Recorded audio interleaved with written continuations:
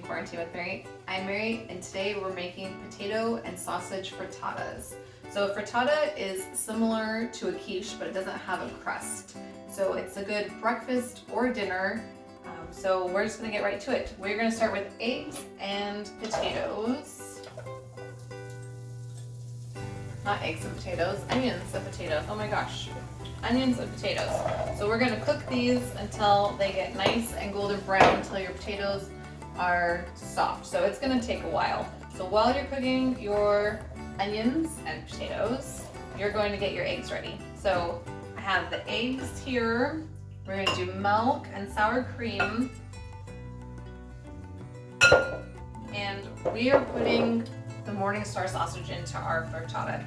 If you were going to use regular sausage, you'd want to go ahead and cook that first and then set it aside and then cook your onions and potatoes. You could also use really any breakfasty meat, so bacon, ham, any of that you could use.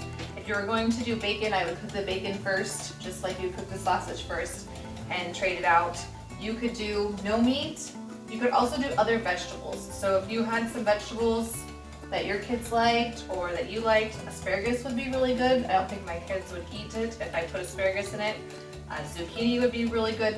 So pretty much any vegetable that you have, you can put in there too. So it's a very forgiving recipe. You can kind of tweak it and change it however you and your family like.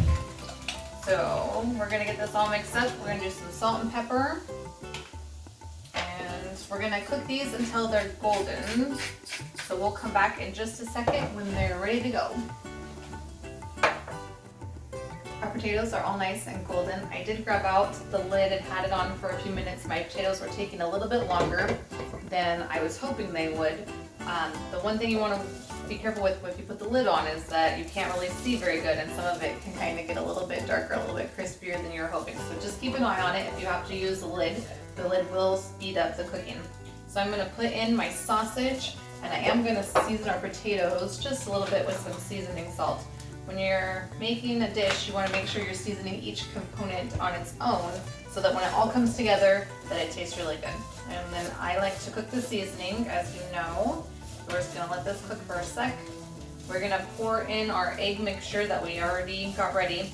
One thing I didn't mention when we first started that I really should have is that you want to make sure you use a frying pan that can go in the oven. Not all frying pans can go in the oven. Sometimes the plastic can melt. So you want to make sure that the frying pan that you're using is a good frying pan that can go in the oven, because this is going to be in the oven for about 15 to 20 minutes. So we're going to pour in our egg mixture. Everybody's amount of time that it's going to be in the oven is going to be different, because my frying pan is really, really big, but maybe yours isn't. So that will make a difference on how fast your eggs cook. So I've kind of spread everything out evenly, and we're just going to pour the eggs over the top. And we're going to let this cook on top of the stove for a few minutes. Kind of like if you were going to make scrambled eggs, you're just letting till the sides start to set up a little bit. Then we're going to put it in the oven. We're going to come back in about 15 minutes when it starts setting up. We're going to put cheese on top to get back in the oven, and then it's going to be done. So I'll come back to you when it's time to put cheese on. So I just took the frittata out of the oven. You want to be really careful because all of this is super hot.